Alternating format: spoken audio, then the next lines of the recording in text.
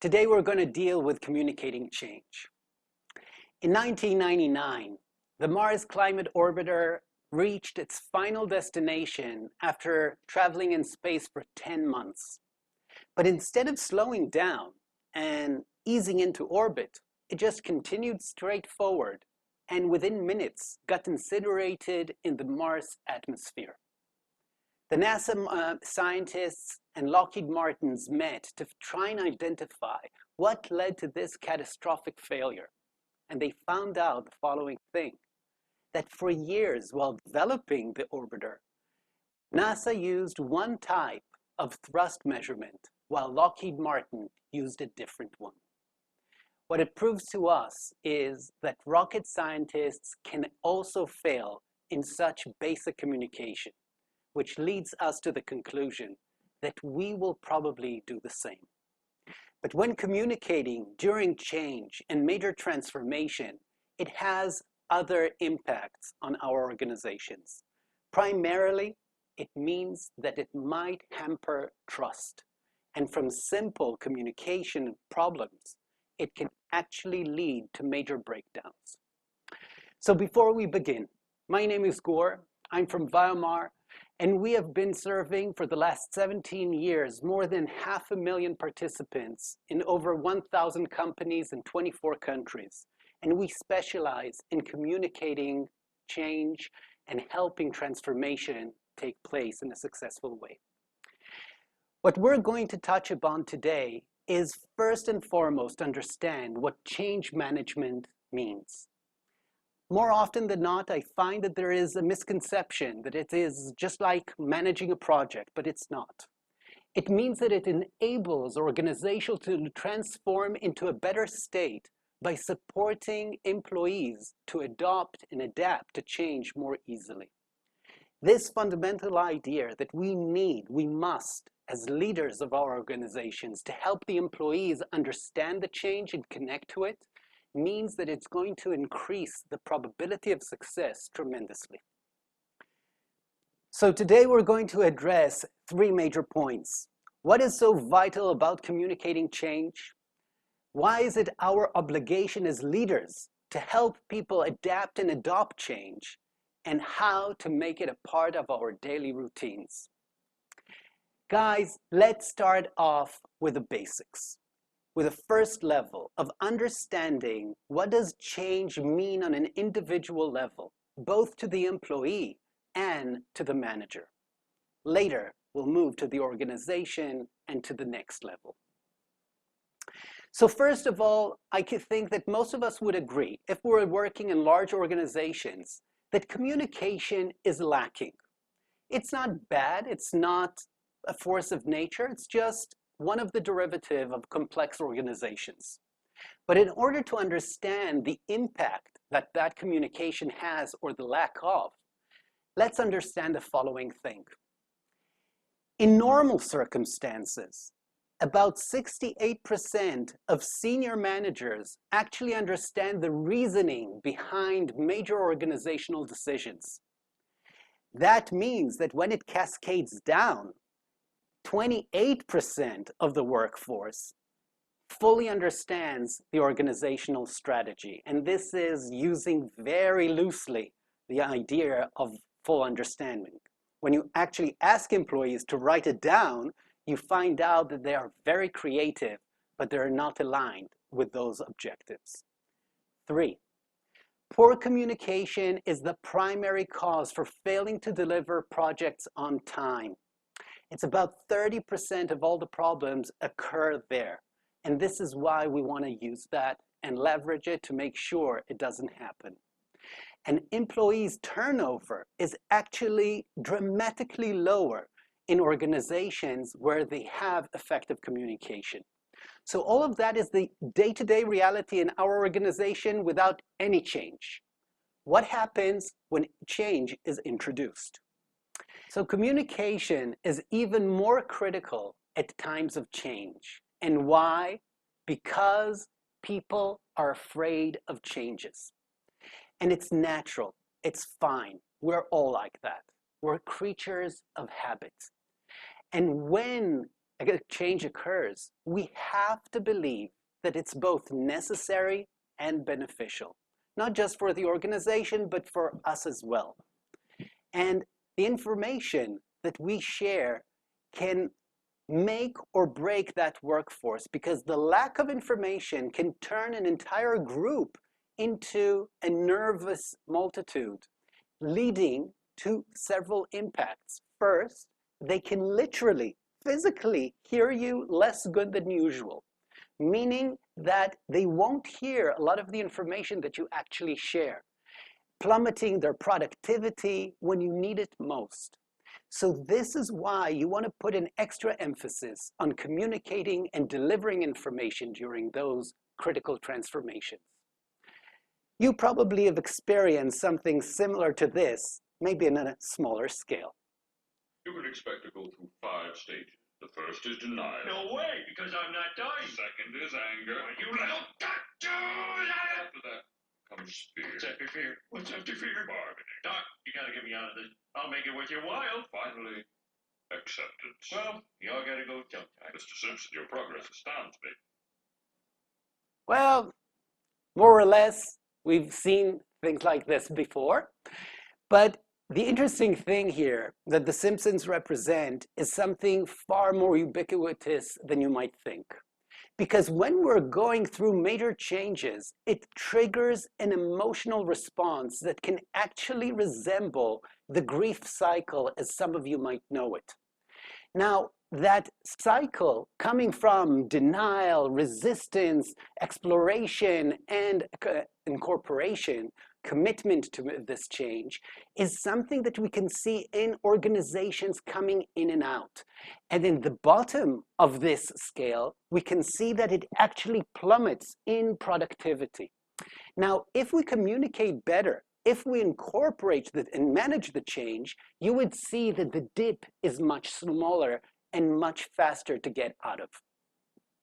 So in order to deal with the natural resistance that change incurs, we need to identify and focus on 3 of the major types that each one of you can identify and react to.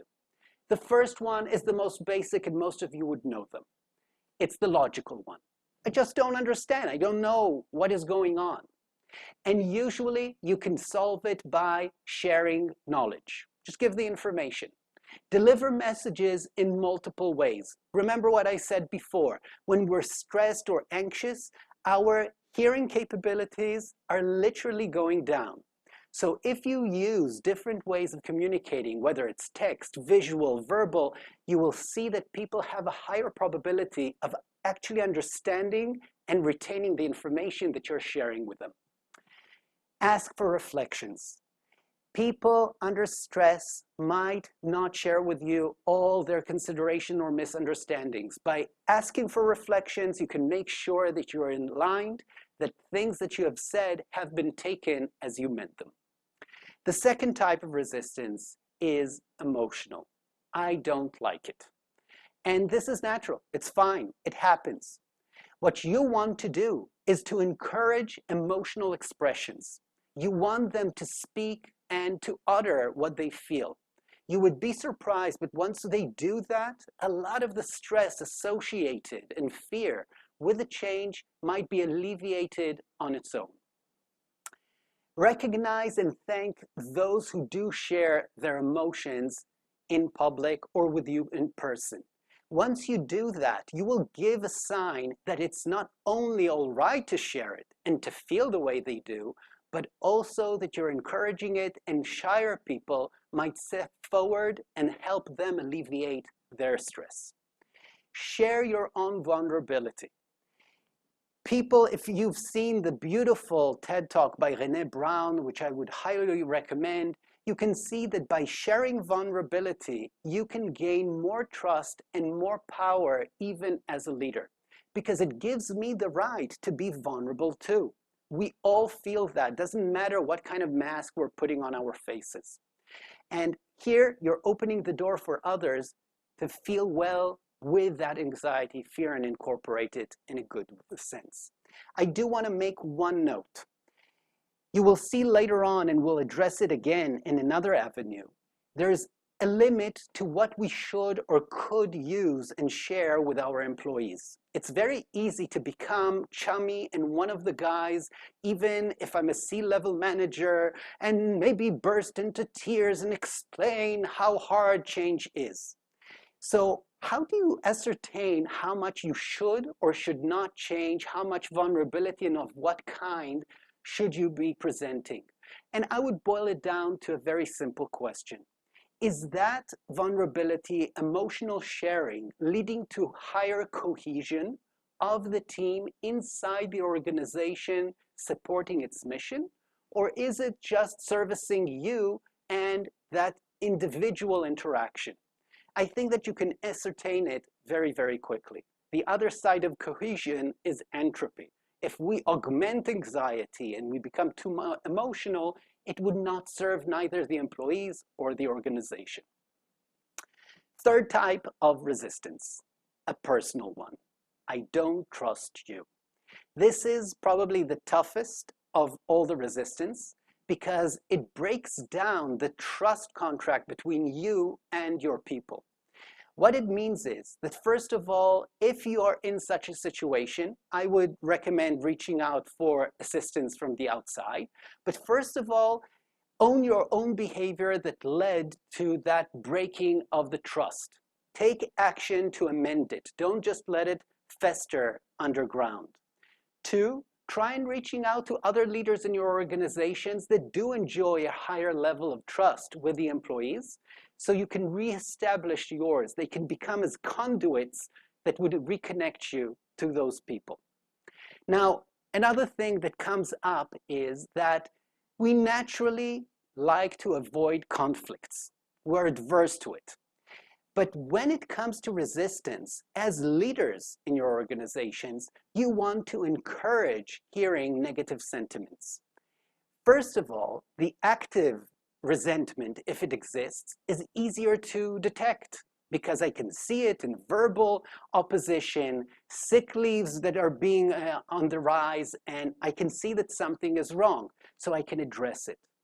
The worst or the more difficult type to manage is the passive one. It's very hard to detect, and there's a lack of cooperation. Sometimes you can see it in those type of Italian strikes when productivity is plummets, despite the fact that people seem busy. So take an action course to allow people to vent it out and surface it. Now check yourself.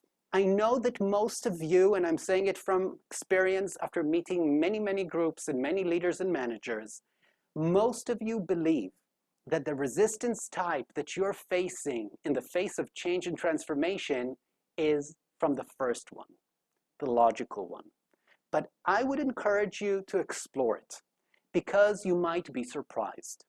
Not always is it the lack of knowledge that prevents me from connecting or adopting the change. Check it. If you want, stop now for a minute, jot down your assumption. What do you think, if you would ask and find out from your employees, how many of them would chart each one of these resistant types as the one most bothering them? That might be interesting. Moving on. So how do we react and manage resistance with empathy? Well, there is a shortcut. People are affected differently by change. And it evokes the joke, I don't know if some of you know it, that one day the chicken comes to the pig and says, hey, let's surprise the farmer with a surprise breakfast of bacon and eggs. So the pig comes to the chicken and says, well, that's a great idea, but while for you it's a contribution, for me it's a sacrifice. And with our employees, it's just the same. Not everyone have to pay the same cost coming or emanating from change as others.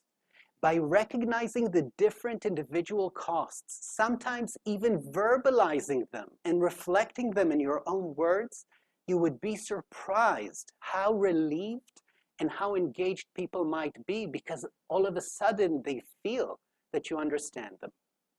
The second, Change and uncertainty create sometimes a cognitive dissonance. And it literally means that some people feel that dissonance as pain. It's situated in the same area in the brain itself. So that pain could be alleviated again, if you're empathetic enough, by sharing knowledge. Because if I know what's going on and what's going to happen, even if we don't have final resolutions, it alleviates it and I feel more in control over my environment. 3, people can become change fatigued. It means that there's just too much change affecting the people in a too short a time. But here comes a question to you. As a leader, as a manager, and it doesn't matter what your hierarchy is, maybe you cannot control the entire transformation of the organization, but can you prioritize the transformation under your control? Maybe you can postpone something which is less critical to allow people to go through the dip and then regain energy and float out. The power of empathy doesn't stay there, because we are projecting our mindset. And you would be surprised. Change, transformation, uncertainty is not just hard for the employees. It's also taking a very big toll on us. And we're human. And that means that if we feel stress, as Waldo Emerson once said, what you are shouts to me so loudly that I can't hear a word you say. Because if I would be standing here and project that I am completely certain that nothing bad would happen and everything would go fine, and you can see by yourself that it just doesn't work. We're not such good actors. And in this case, if you work on your own mindset, don't try and act it out, you will project what you want your employees to feel. And it boils down to, do you believe that the change is doable? Can we overcome it? Is it a natural part of the business making? And you would see that people will get encouragement and follow your lead. Sometimes it's that simple. Now, to understand the why has an entire power and force of its own. It means that when we're communicating, try and focus on the reasons behind what is changing and not only the details. You see, this was one of the things that most employees miss most of all. They don't understand why they're being pushed or asked to make these different changes. In some research, it showed that even if you want to barge in line and bypass everyone, they did it beautifully in several tests and experiments, even if you're saying something as obscure and silly as, I'm really sorry, but I'm in a great hurry, I need to jump up the line, people would accept it and would show less resistance. Isn't it amazing? Of course, we're all in a hurry. We're all in line. But people, once they have a reason, have a better way of accepting something that is occurring, not in line. Otherwise, employees would grow resentful. Next, communication is not only answers. And here I'm going to touch something that I think all of you have faced numerous times before, and rightfully so. Organizations take time to come to resolutions. And until they give you a final resolution, what can you communicate? You're stuck. But I would argue that you're not. Communication is far bigger and more important than that. If you wait for answers, you'll always be late to the game. What it means is that we need to find our own equation of what should you say. On the one hand, there is what you actually know. On the other, what are you allowed to share with the employees? Remember, they don't always match. You might know very interesting things or important ones, but they shouldn't be shared at that moment for a variety of reasons. So the rule is very simple.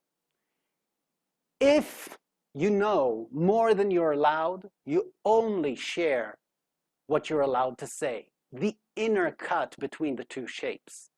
And it's just the same on the other side. If you know less than you're allowed to say, again, always share the enclosed circle of both shapes. Why? Because then you're building both your credibility. If you'll talk about things you don't understand, it will emerge eventually and hamper the trust. And on the other hand, you will not be speaking about things that shouldn't be shared for a variety of reasons.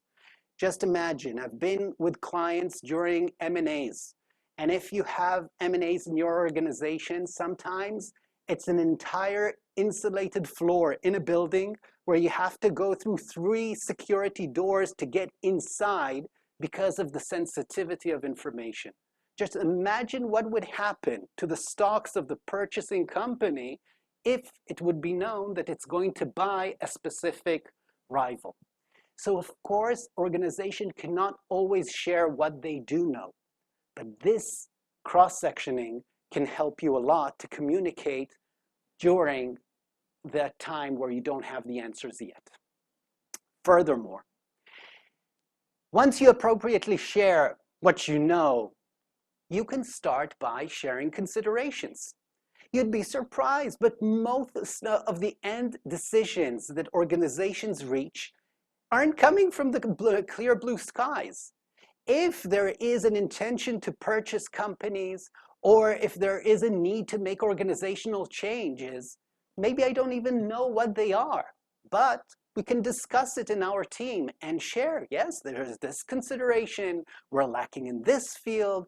I assume that the company will try and find venues and ways of mitigating those needs. So once I'm a part of these considerations and it's a part of the conversations, you would see that when change comes, it doesn't fall out of the clear blue sky, but I'm already prepared for it. Create call to actions. You know what? How beautiful could it be if instead of waiting for the resolutions to occur, you can ask your employees, guys, we know that we're lacking in our product side. We know that we haven't released our last version for too long and we're way, way behind the deadline. How would you suggest solving it? Just having discussions like that, asking them to have a call to action or creating one for them would engage them and bring them forward to participate, to think on their own. And even if they don't have the answers, it doesn't matter. Communication and preparation and understanding of changes, and it's a natural part of our lives, is occurring. One of the most important tools in your toolkit in communication is merely listening. You can't imagine how powerful this is. Over 90 years ago, Dale Carnegie, the guru and father of effective communication, noted that when you listen to other people, up to 80% of the time of the conversation, people will go out of that conversation and they will mention, wow, that person is fascinating. Why? Because people enjoy sharing and talking. So whether you do it on an individual level, group level, you'd be surprised how powerful you become by merely listening. Don't wait for those final decisions. You can do, listen, communicate, converse way before. There is always something to share. And it could be something organizational, more unit-focused, but something that relates to the climate of the organization that would lead and spur people forward. Remember, we need a why. And I'm not referring to the Nietzsche's type of understanding, he who has a why can endure anyhow, and so forth. We just basically need to understand why to motivate our actions and to stay engaged. So change the behavior by sharing the what and why to create an emotional buy-in, and you'd be surprised how more productive your team will be. And by the way, even you yourself. And then remember that even positive changes, and people miss it all the time, are changes, and they require management.